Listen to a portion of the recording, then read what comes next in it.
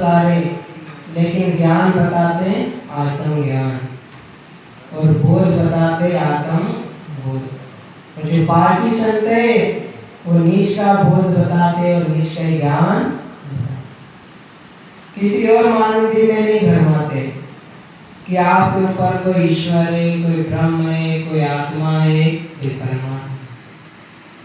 वो कहते कि जीव जनैया सत्य है, तेरे ऊपर और न कोई, और ईश ब्रह्म आत्म परमात्म गुरुवन का दृढ़। ये जितना भी माना इस संसार में ये गुरुआ लोगों ने माना।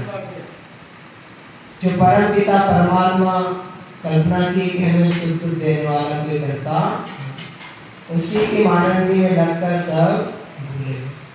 तो ये मानंदी हमें कहाँ परख में आती है? पारकी संत जनों के सत्संग में जाए। और सत्संग में नहीं जाएंगे तब तक हमें सही बोध सही समझ नहीं। एक पद में कहा है, भूले मन समझ के लाज लदनिया।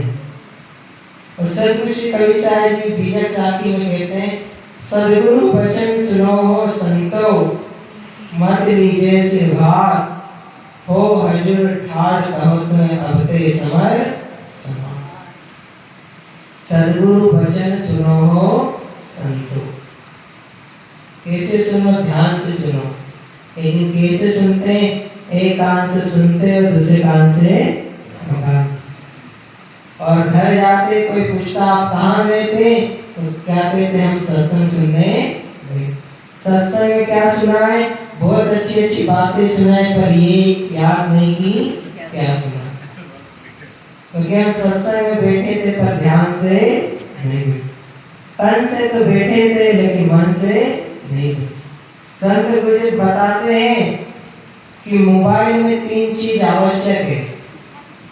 जो मोबाइल है उसमें 3 चीज चाहिए, टावर, पावर और बैलेंस। हाँ, वाईफाई से चला लो तो अलग बात है, वरना 3 चीजें तो मुख्य है। टावर, अगर टावर नहीं आ रहा तो भी मोबाइल नहीं चला, और पावर अगर उसमें बैटरी भी नहीं हो तो भी मोबाइल नहीं चलेगा, और एक बैलेंस नहीं हो तो भी कोई काम का नहीं। इसी प्रकार अगर हमारा टावर, पावर, बैलेंस संत गुरुजनों से जुड़ा है तो हम जो भी बात सुनेंगे वो जल्दी समझ में आए। हम सत्संग में बैठे लेकिन किसी का टावर बाजार से जुड़ा है तो किसी का घर में लगा। हम सत्संग में बैठे तो किसलिए बैठे? जो संत गुरुजन वाणी बताए इसको सुने। सुनने से क्या होगा? वो बातें समझ में आएगी, और जब बातें समझ में आएगी तो हमारा विवेक जागृत हो जाए। जब विवेक जागृत हो जाएगा तो हम सार और असार की परख कर सकते हैं। किस प्रकार हम सार और असार की परख कर सकते हैं? जिस प्रकार हंस को एक कटोरी में आप दूध और पानी रख दो तो दूध को ग्रहण कर लेता है और पानी के भाग को छोड़ देता है। क्यों छोड़ देता है? एक श्लोक में कहा है, अनंत शास्त्र बहुलाश्च विद्या, अल्पश्च कालो भव विघ्नताच, यसार भूतम तदुपासनीयम, हंसो यथा क्षीर विवाम्बु वध्या। संसार में वेद है, शास्त्र, पुराण है, बहुत सारी विद्या है, पर आप उसमें सार को ग्रहण कर लो, असार को त्याग करो। जिस प्रकार हंस दूध को ग्रहण करके और पानी वाले भाग को छोड़ देता है, वो किस वजह से करता है? क्योंकि जो हंस रहता है उसकी चोंच में खटाई रहती है। जैसे ही वो कटोरी के अंदर चोंच डालता है तो दूध फट जाता है, दूध ऊपर आ जाता है, तो दूध को पी लेता है और पानी को छोड़। इसी प्रकार हम सत्संग में जाए, जब हमें विवेक हो जाए, ज्ञान हो जाए, बोध हो जाए, विचार की बातें समझ में आ जाए, तो जो हमारी मानती है उसको हमें त्याग देना चाहिए, और जो बात सही है उसको मान लें। तो सदगुरु वचन सुनो हो संतो, मत लीजिए सिर भाग। आज व्यक्ति जीवन में बहुत भाग लेता है। क्या भाग लेता है? कि जो है नहीं उसके नाम से दुखी है, कि सब कुछ करवाने वाला वो परमपिता परमात्मा। कहते तेरी सत्ता के बिना हे प्रभु मंगल मूल, और पत्ता तक खिलता नहीं, खिले न कोई, उसकी सत्ता के बिना कुछ नहीं। ये भाग ले लें। और भाग लेते हैं कि जो हमारा कोई कहना नहीं मान रहा तो उसका भार ले ले। कोई भूत की घटना को याद करके रो रहा और कोई भविष्य की। संत गुरुजन कहते बीत गया सो मुर्दा है और आने वाला सपना है। जो भी काम करना है इस वर्तमान में कर लो, क्योंकि ये वर्तमान समय अपना। जो भी आप मुक्ति का काम, कल्याण का कार्य, सेवा, भक्ति, दान, परोपकार ये वर्तमान में ही कर सकते हैं। मुक्ति भी आपका भूत भविष्य का विषय नहीं, वर्तमान का ही विषय है। जो भी आप सेवा में लगना चाहे, भक्ति में, लेकिन समय रहते रहते ही। संत गुरुजन कहते हैं पीर गई ईंट निकल गई खोई और कहे कबीर अब भक्ति ना हो। व्यक्ति को भजन करने को बोलो तो कब बोले अभी आपका भजन करने का समय है। बोले अभी हमारा भजन करने का समय नहीं है, हमारा भजन करने का समय तो बुढ़ापे में। अगर किनको भजन करना चाहिए तो जवान है, उनका भजन करने का समय। कब भजन करते हैं? जब आँख से दिखाई नहीं देते, कान से सुनाई नहीं देते, इंद्रिया से काम नहीं करते। अब कहते हैं हम करेंगे भजन। जब पूरा समय निकल जाता है, जब बोलते क्या करना है अब, तो मत लीजिए सिर भार।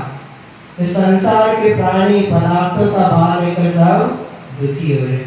जो भी हमें प्राप्त हुआ इसी संसार प्राप्त हुआ और इसी संसार में हम आए थे तो कर्म संस्कार लेके आए थे और जाएंगे तो कर्म संस्कार लेकर।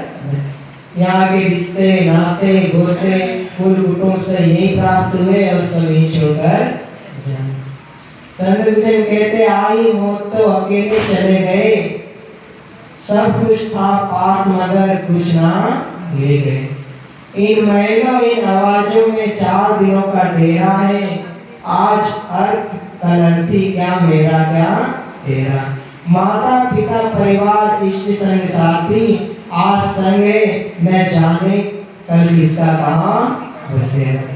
संत गुरुजन तो ये भी बता देते कि किसका कहाँ बसेरा है। कहाँ बसेरा है? अध्यास द्वारे तो जावे वहां पर जिसमें लगी वासनाएं। जिसका जहाँ अध्यास होगा उसको वही जाना पड़ेगा। जो वस्तु है नहीं संसार में मानव देखने में आई नहीं, कोई आत्मा के गुण गा रहा है, कोई ईश्वर के गुण गा रहा है, कोई परमात्मा के, कोई ब्रह्म के गुण गा रहा है। ये सब फ्री का भार ले रहे और इसी भार से बचाते। तो किसका जिसकी जैसी वासना रहेगी उसका वही बसेरा होगा। पशु खाने की वासना होगी तो पशु खाने में जाना पड़ेगा। पक्षी खाने की वासना होगी तो पक्षी खाने में जाना पड़ेगा। और उसमच खाने की वासना होगी तो उसमच खाने में जाना। जिसकी जैसी वासना, जिस खाने की वासना होगी उसी वासना में, उसी खाने में जाना पड़ेगा। तो संत गुरुजन इन सबसे हटा के और विश्व का बोध बताते हैं कि आप भार मत लो। एक राजा ने अपने मंत्री से कहा कि जाओ देख के आओ हमारे खजाने में कितना पैसा है। गणित लगा के हिसाब लगा के बताओ कि हमारे खजाने में कितनी संपत्ति है, धन है, दौलत है, हीरे जवाहरात है। तो मंत्री ने कहा ठीक है। राजा ने आदेश दिया तो मंत्री गया। तो मंत्री ने जब बोले महाराज एक दिन में तो ये सब गणित समझ नहीं आएगा, इसके लिए कुछ वक्त चाहिए हिसाब लगाने की। क्योंकि राजा के पास तो करोड़ों संपत्ति रहती, संपत्ति धन परिवार की कोई कमी नहीं। तो राजा ने कहा तो फिर मंत्री ने हिसाब लगाया। जब मंत्री ने पूरा हिसाब लगा दिया तब राजा के पास गया। मंत्री गया तो राजा ने पूछा कि बताओ हमारे जो खजाने में कितना पैसा है, धन संपत्ति है। तो मंत्री ने कहा कि महाराज, ये आवाज क्या कह रही है? मंत्री ने कहा कि महाराज हमारे खजाने में इतना पैसा है कि हमारी 10 पीढ़ी बैठे बैठे खा सकती है। एक नहीं, दो नहीं, पूरी 10 पीढ़ी। अब राजा को ये चिंता हो रही कि 10 पीढ़ी हमारी बैठे बैठे खा सकती है और उनको चिंता हो रही जब 10 पीढ़ी तक हमारे पास धन है तो हमारी 11वीं पीढ़ी क्या करेगी। व्यक्ति के पास धन है, संपत्ति है तो उसको छोड़कर आगे की सोचना। इसे संत जन कहते व्यक्ति वर्तमान में कम जीता है, या तो भूत में जीता या भविष्य में जीता।